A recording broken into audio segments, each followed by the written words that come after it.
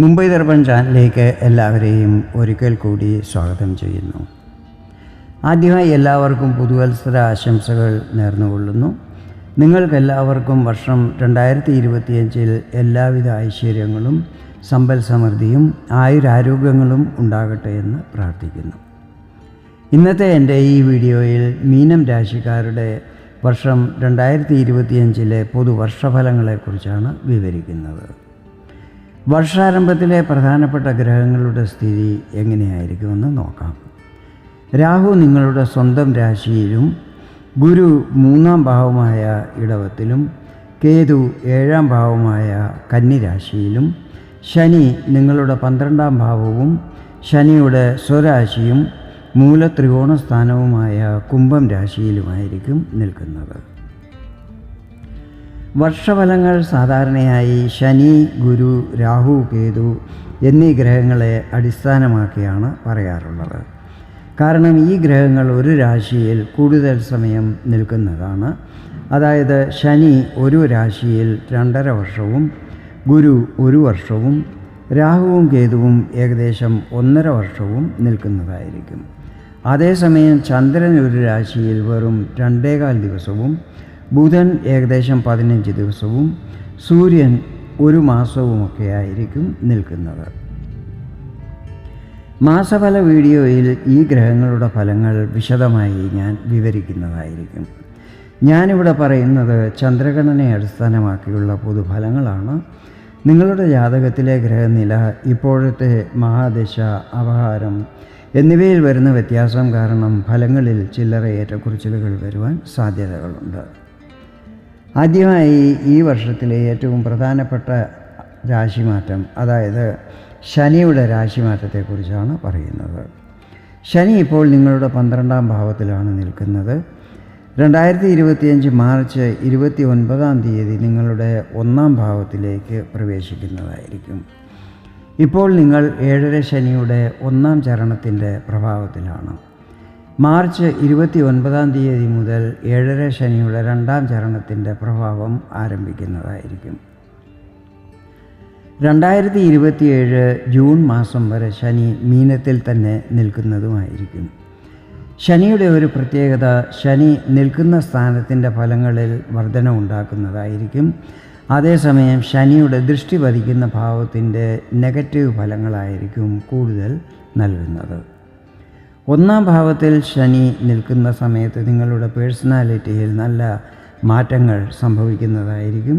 നിങ്ങളുടെ സംസാരത്തിലും പെരുമാറ്റത്തിലും മറ്റും മറ്റുള്ളവരെ ആകർഷിക്കുന്ന രീതിയിലുള്ളതായിരിക്കും. അതുകൊണ്ട് തന്നെ പൊതുരംഗത്ത് ഇമേജ് വർദ്ധിക്കുന്നതുമായിരിക്കും.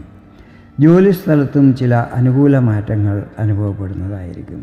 ബന്ധുക്കളുമായി റിലേഷൻ നല്ലതാകുന്നതുമായിരിക്കും.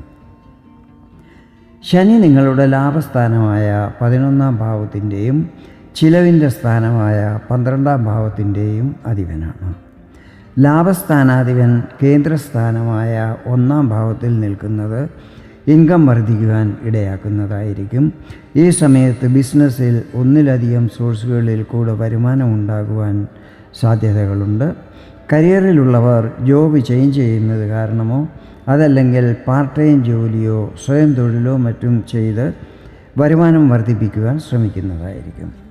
മൂത്ത സഹോദരങ്ങളുടെ എല്ലാ സഹായ സഹകരണങ്ങളും ഈ സമയത്ത് ലഭിക്കുന്നതായിരിക്കും. വിദേശ സംബന്ധമായ കാര്യങ്ങളിൽ തടസ്സങ്ങളുണ്ടെങ്കിൽ അതെല്ലാം തന്നെ മാറിക്കിട്ടുന്നതുമായിരിക്കും. വിദേശത്ത് ജോലി ചെയ്യുന്നവർക്ക് വരുമാനത്തിൽ വർധന ഉണ്ടാകും. ഇവിടെ ഒരു കാര്യം ശ്രദ്ധിക്കേണ്ടത്, ഈ സമയത്ത് ചിലവുകൾ വർദ്ധിക്കുവാൻ സാധ്യതകളുണ്ട്. അതിനാൽ അനാവശ്യ ചിലവുകൾ ഒഴിവാക്കുന്നത് സാമ്പത്തിക സ്ഥിതികൾ നല്ലതാകുവാൻ സഹായിക്കുന്നതായിരിക്കും. ഇനി മാർച്ച് 29-ാം തീയതി ശനി മീനത്തിൽ പ്രവേശിക്കുമ്പോൾ ശനിയുടെ ദൃഷ്ടിഫലങ്ങൾ എന്തൊക്കെയായിരിക്കുമെന്ന് നോക്കാം. ശനിയുടെ 3ാം ദൃഷ്ടി നിങ്ങളുടെ 3ാം ഭാവത്തിലും, 7ാം ദൃഷ്ടി 7ാം ഭാവത്തിലും, 10ാം ദൃഷ്ടി 10ാം ഭാവത്തിലുമായിരിക്കും പതിക്കുന്നത്. ശനിയുടെ 3ാം ദൃഷ്ടി 3ാം ഭാവത്തിൽ പതിക്കുന്നത് നിങ്ങളുടെ ആത്മധൈര്യത്തിൽ കുറവ് വരാൻ ഇടയാക്കുന്നതായിരിക്കും. ഇളയ സഹോദരങ്ങളുമായി ബന്ധത്തിൽ വിള്ളലുകൾ വരാതിരിക്കുവാൻ ശ്രദ്ധിക്കണം. കുടുംബസ്വത്തിൽ തർക്കങ്ങളും മറ്റുമുണ്ടെങ്കിൽ അതെല്ലാം തന്നെ മുതിർന്നവരുമായി സംസാരിച്ച് ഉചിത തീരുമാനങ്ങളെടുത്ത് അവസാനിപ്പിക്കുവാൻ ശ്രമിക്കണം. ഈ സമയത്ത് ക്രോധത്തിലും നല്ല കൺട്രോൾ ഉണ്ടായിരിക്കണം. ചില സമയങ്ങളിൽ മറ്റുള്ളവരെ കൺവിൻസ് ചെയ്യുവാൻ വിഷമം അനുഭവപ്പെടുന്നതായിരിക്കും. അതിനാൽ നിങ്ങളുടെ കോൺഫിഡൻസ് ലെവൽ കുറയാതിരിക്കുവാൻ ശ്രദ്ധിക്കണം. മാർക്കറ്റിങ്ങും മറ്റും ചെയ്യുന്നവർക്ക് അതിൽ പ്രശ്നങ്ങൾ വരാൻ ഇടയാക്കുന്നതായിരിക്കും. ഹ്രസ്വ ദൂരയാത്രകൾ ചെയ്യുമ്പോൾ ശ്രദ്ധിക്കണം. വാഹനം, മൃഗങ്ങൾ എന്നിവ കാരണം പരിക്കുകൾ പറ്റാതിരിക്കുവാനും ശ്രദ്ധിക്കണം. ശനിയുടെ 7ാം ദൃഷ്ടി 7ാം ഭാവത്തിലാണ് പതിക്കുന്നത്. ഈ സമയത്ത് വിവാഹാദി കാര്യങ്ങളിൽ തടസ്സങ്ങൾ വരുവാൻ സാധ്യതകളുണ്ട്. പാർട്ട്ണർഷിപ്പിൽ പുതിയ ബിസിനസ് ആരംഭിക്കുന്നത് ഒഴിവാക്കുന്നതായിരിക്കും നല്ലത്. നേരത്തെ മുതൽ പാർട്ട്ണർഷിപ്പിൽ ബിസിനസ് ചെയ്യുന്നവർ എല്ലാ കാര്യങ്ങളും നിങ്ങൾ ഒന്നിച്ച് തീരുമാനങ്ങൾ എടുത്തതിന് ശേഷം ചെയ്യുന്നത് ഉചിതമായിരിക്കും. ദാമ്പത്യ ജീവിതത്തിൽ പ്രശ്നങ്ങളെ നേരിട്ട് കൊണ്ടിരിക്കുന്നവർക്ക് ഈ സമയത്ത് പ്രത്യേകം ശ്രദ്ധയുണ്ടായിരിക്കണം. ഈ സമയത്ത് പ്രശ്നങ്ങൾ കൂടുതൽ വഷളാകുവാൻ സാധ്യതകളുള്ളതിനാൽ അധികം വാക്കുതർക്കങ്ങളോ മറ്റും ഉണ്ടാകാതിരിക്കുവാൻ ശ്രദ്ധിക്കണം. അതുപോലെ നിങ്ങളുടെ ഈഗോ ഇടയ്ക്ക് വരാതിരിക്കുവാനും ശ്രദ്ധിക്കണം.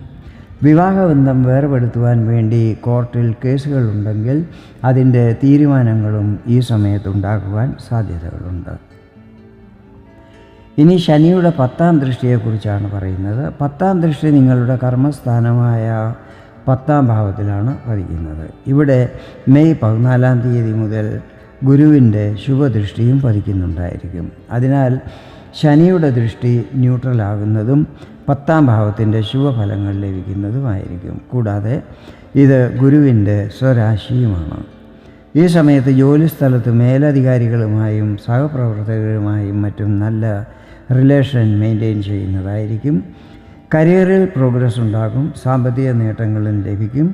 പുതിയ ജോലിക്ക് വേണ്ടി ട്രൈ ചെയ്യുന്നവർക്ക് അനുകൂല പരിസ്ഥിതികൾ ഉണ്ടാകുന്നതുമായിരിക്കും. പിതാവുമായി നല്ല ബോണ്ടിങ് ഉണ്ടാകുന്നതും എല്ലാ സഹായ സഹകരണങ്ങളും മറ്റും ലഭിക്കുന്നതുമായിരിക്കും. കോമ്പറ്റേറ്റീവ് പരീക്ഷകളിലും മറ്റും പ്രതീക്ഷിച്ച റിസൾട്ടുകൾ ലഭിക്കുന്നതായിരിക്കും. ഇതാണ് 2025 ശനിയുടെ പ്രഭാവങ്ങൾ. ഇനി നിങ്ങളുടെ രാശാധിപൻ ഗുരുവിനെ കുറിച്ചാണ് പറയുന്നത്. ഗുരു നിങ്ങളുടെ കർമ്മസ്ഥാനമായ 10ാം ഭാവത്തിൻ്റെയും അധിപനാണ്. ഇപ്പോൾ ഗുരു നിൽക്കുന്നത് നിങ്ങളുടെ 3ാം ഭാവമായ ഇടവത്തിലാണ്. ഇവിടെ നിന്നും മെയ് 14-ാം തീയതി സുഖസ്ഥാനമായ 4ാം ഭാവത്തിൽ പ്രവേശിക്കുന്നതായിരിക്കും. 3ാം ഭാവത്തിൽ ഗുരു നിൽക്കുന്ന സമയത്ത് നിങ്ങൾക്ക് ജോലിയിൽ പ്രശ്നങ്ങളും തടസ്സങ്ങളും മറ്റും വരാൻ ഇടയായി കാണും. സൗമ്യഗ്രഹങ്ങൾ 3ാം ഭാവത്തിൽ ശുഭഫലങ്ങൾ കുറവായിരിക്കും നൽകുന്നത്. ഈ സമയത്ത് റിസ്ക്കുള്ള കാര്യങ്ങൾ ഒഴിവാക്കുന്നതായിരിക്കും ഉത്തമം. ആരുമായും വാക്കുതർക്കങ്ങളും മറ്റും ഉണ്ടാകാതിരിക്കുവാൻ ശ്രദ്ധിക്കണം.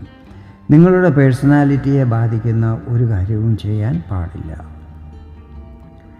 മെയ് 14-ാം തീയതി ഗുരു മിഥുനം രാശിയിൽ പ്രവേശിക്കുമ്പോൾ ഗുരുവിൻ്റെ ശുഭഫലങ്ങൾ ലഭിക്കുവാൻ തുടങ്ങുന്നതായിരിക്കും. കാരണം ഇത് കേന്ദ്രസ്ഥാനമാണ്. കേന്ദ്രസ്ഥാനത്ത് നിൽക്കുന്ന ഗുരു സാധാരണ ശുഭഫലങ്ങളായിരിക്കും നൽകുന്നത്. 1ാം ഭാവാധിപൻ കേന്ദ്രസ്ഥാനത്ത് നിൽക്കുന്നത് നിങ്ങളുടെ പേഴ്സണാലിറ്റിയിൽ വർധനവുണ്ടാക്കാൻ ഇടയാക്കുന്നതായിരിക്കും. പൊതുരംഗത്ത് ഇമേജ് വർദ്ധിക്കുന്നതായിരിക്കും. ഓഫീസിലെ അന്തരീക്ഷവും നിങ്ങൾക്ക് അനുകൂലമായിരിക്കും. കാരണം കർമ്മസ്ഥാനാധിപൻ അവിടെ നിന്നും 7-ൽ നിൽക്കുന്നതും ദൃഷ്ടി 10-ൽ പതിക്കുന്നതും ശുഭഫലങ്ങൾ തീർച്ചയായും ലഭിക്കുവാൻ ഇടയാക്കുന്നതായിരിക്കും. കരിയറിൽ ഗ്രോത്ത് ഉണ്ടാകും. ജോബ് ചെയ്യാൻ ആഗ്രഹിക്കുന്നവർക്ക് കൂടിയ പാക്കേജോടുകൂടി പുതിയ ജോലി ലഭിക്കുവാനുള്ള എല്ലാ സാധ്യതകളും ഉണ്ടാകും. ഉദ്യോഗാർത്ഥികളായ യുവതീ-യുവാക്കൾക്ക് പുതിയ ജോലി ലഭിക്കുവാനുള്ള എല്ലാ അനുകൂല പരിസ്ഥിതികളും ഉണ്ടാകുന്നതായിരിക്കും. ഇനി ഗുരുവിൻ്റെ ദൃഷ്ടിഫലങ്ങളെക്കുറിച്ചാണ് വിവരിക്കുന്നത്. ഗുരുവിൻ്റെ ദൃഷ്ടി എപ്പോഴും ശുഭഫലങ്ങളായിരിക്കും നൽകുന്നത്. ഗുരുവിൻ്റെ 5ാം ദൃഷ്ടി പതിക്കുന്നത് നിങ്ങളുടെ 8ാം ഭാവത്തിലും 7ാം ദൃഷ്ടി 10ാം ഭാവത്തിലും 9ാം ദൃഷ്ടി 12ാം ഭാവത്തിലുമായിരിക്കും പതിക്കുന്നത്. 8ാം ഭാവത്തിൽ ദൃഷ്ടി പതിക്കുന്നത് അപ്രതീക്ഷിത ധനാഗമനം ഉണ്ടാകുവാൻ ഇടയാക്കുന്നതായിരിക്കും. കാര്യങ്ങളിൽ വന്നിരുന്ന തടസ്സങ്ങൾ മാറുന്നതും എല്ലാം ശുഭകരമായി നടന്നു കിട്ടുന്നതുമായിരിക്കും. തന്ത്രമന്ത്ര പൂജാതി കാര്യങ്ങളിൽ രുചി വർദ്ധിക്കുന്നതും അങ്ങനെയുള്ള കാര്യങ്ങളിൽ പങ്കെടുക്കുന്നതുമായിരിക്കും. ഇൻലോസുമായിട്ട് എന്തെങ്കിലും തെറ്റിദ്ധാരണകളോ മറ്റോ ഉണ്ടെങ്കിൽ ഈ സമയത്ത് അതെല്ലാം തന്നെ മാറിക്കിട്ടുന്നതും അവരുടെ സഹായ സഹകരണങ്ങൾ ലഭിക്കുന്നതുമായിരിക്കും. ഗുരുവിൻ്റെ 7-ാം ദൃഷ്ടി 10-ാം ഭാവത്തിലാണല്ലോ പതിക്കുന്നത്. ഇതിനെക്കുറിച്ച് നേരത്തെ പറഞ്ഞിട്ടുള്ളതിനാൽ ഇവിടെ വീണ്ടും റിപ്പീറ്റ് ചെയ്യുന്നില്ല. ഗുരുവിൻ്റെ 9-ാം ദൃഷ്ടി പതിക്കുന്നത് 12-ാം ഭാവത്തിലാണ്. ഇത് ചിലവുകളിൽ കുറവ് വരാൻ ഇടയാക്കുന്നതായിരിക്കും. വിദേശ സംബന്ധമായ കാര്യങ്ങളിൽ വന്നിരുന്ന തടസ്സങ്ങൾ മാറിക്കിട്ടുന്നതായിരിക്കും. വിദേശത്തു നിന്നും റെമിറ്റൻസും മറ്റും ലഭിക്കുന്നതുമായിരിക്കും. മെയ് 18-ാം തീയതി രാഹുവും മീനത്തിൽ നിന്നും കുംഭത്തിലേക്ക് രാശി മാറുന്നതായിരിക്കും. ഇവിടെ ഗുരുവിൻ്റെ ദൃഷ്ടി രാഹുവിൻ്റെ മേലും രാഹുവിൻ്റെ ദൃഷ്ടി ഗുരുവിൻ്റെ മേലുമായിരിക്കും പതിക്കുന്നത്. ഇത് രാഹുവിൻ്റെ ശുഭഫലങ്ങൾ ലഭിക്കുവാൻ ഇടയാക്കും. ഇവിടെ രാഹു നിങ്ങളെക്കൊണ്ട് ചിലവുകൾ ചെയ്യുവാൻ പ്രേരിപ്പിക്കുന്നതായിരിക്കും. പക്ഷേ ഇത് കൂടുതലും ശുഭകാര്യങ്ങൾക്ക് വേണ്ടിയായിരിക്കും ചെയ്യുന്നത്. അതായത് കുട്ടികളുടെ വിദ്യാഭ്യാസം, വിവാഹം, പുതിയ വീട്, വാഹനം എന്നിവ വാങ്ങാനും മറ്റുമൊക്കെ ആയിരിക്കും ചിലവുകൾ ചെയ്യുന്നത്. 12-ാം ഭാവത്തിൽ നിൽക്കുന്ന രാഹുവിൻ്റെ ദൃഷ്ടി 4-ാം ഭാവത്തിൽ ഗുരുവിൻ്റെ മേലാണ് പതിക്കുന്നത്. അതിനാൽ ഇവിടെ ചണ്ഡാളദോഷത്തിൻ്റെ അല്പം പ്രഭാവം ഉണ്ടാകുന്നതായിരിക്കും. അതിനാൽ നിങ്ങളുടെ ബിസിനസ്, കരിയർ സംബന്ധമായ രഹസ്യങ്ങൾ ആരുമായും പങ്കുവയ്ക്കുവാൻ പാടില്ല. ഇത് ചിലപ്പോൾ ചിലർ മിസ്യൂസ് ചെയ്യുവാൻ സാധ്യതകളുണ്ട്. ഈ കാര്യത്തിൽ ശ്രദ്ധിക്കണം. ആരെയും അതിൽ കവിഞ്ഞ് വിശ്വസിക്കുവാനും പാടില്ല. കോൺട്രോവേഴ്സികളിൽ പെടാതെ സൂക്ഷിക്കണം. ധൃതി പിടിച്ചൊന്നും തന്നെ ചെയ്യാൻ പാടില്ല. ഈ വക കാര്യങ്ങളിൽ ശ്രദ്ധിച്ചാൽ കൂടുതൽ പ്രശ്നങ്ങൾ ഉണ്ടാകുന്നതല്ലായിരിക്കും. ഇത് നിങ്ങളുടെ സുഖസ്ഥാനമാണല്ലോ. അതിനാൽ ഈ സ്ഥാനത്തിൻ്റെ ഫലങ്ങളിൽ ചില സമയത്ത് ഏറ്റക്കുറച്ചിലുകൾ അനുഭവപ്പെടാനും സാധ്യതകളുണ്ട്.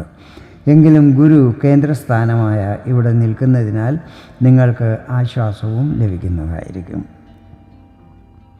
രാഹുവിൻ്റെ 7-ാം ദൃഷ്ടി പതിക്കുന്നത് 6-ാം ഭാവത്തിലാണ്. ഈ സമയത്ത് ആരോഗ്യകാര്യങ്ങളിൽ നല്ല ശ്രദ്ധയുണ്ടായിരിക്കണം. എന്തെങ്കിലും ചെറിയ പ്രശ്നം ഉണ്ടായാൽ പോലും ഉടനെ തന്നെ വൈദ്യസഹായം തേടേണ്ടത് നല്ലതായിരിക്കും. ഇവിടെ കേതുവും നിൽക്കുന്നുണ്ട്. അതിനാൽ ശത്രുക്കളിൽ വിജയം ലഭിക്കും. എന്തെങ്കിലും സീരിയസായ രോഗങ്ങളുണ്ടെങ്കിൽ അതിൽ ആശ്വാസം ലഭിക്കും. ചെറിയ ചെറിയ കച്ചവടങ്ങളും സ്വയം തൊഴിലും മറ്റും ചെയ്യുന്നവർക്ക് ദൈനംദിന വരുമാനത്തിൽ വർധനവുണ്ടാകുന്നതുമായിരിക്കും. രാഹുവിൻ്റെ 9-ാം ദൃഷ്ടി നിങ്ങളുടെ 8-ാം ഭാവത്തിലാണ് പതിക്കുന്നത്. ഇവിടെ ഗുരുവിൻ്റെ 5-ാം ദൃഷ്ടിയും പതിക്കുന്നുണ്ട്. 5-ാം ഭാവത്തിൻ്റെ ഫലങ്ങളെക്കുറിച്ച് നേരത്തെ പറഞ്ഞിട്ടുള്ളതിനാൽ ഇവിടെ ഞാനത് റിപ്പീറ്റ് ചെയ്യുന്നില്ല. ഇതാണ് വർഷം 2025 പൊതുവർഷഫലങ്ങൾ. വീഡിയോ നിങ്ങൾക്ക് ഇഷ്ടപ്പെട്ടെങ്കിൽ ഇതുപോലെ ജ്യോതിഷ സംബന്ധമായ കൂടുതൽ വിവരങ്ങൾ അറിയുവാൻ വേണ്ടി എൻ്റെ ഈ ചാനൽ സബ്സ്ക്രൈബ് ചെയ്യാൻ അഭ്യർത്ഥിക്കുന്നു. വീണ്ടും വേറൊരു വീഡിയോയിൽ കാണാം. അതുവരെ എല്ലാവർക്കും നന്ദി, നമസ്കാരം.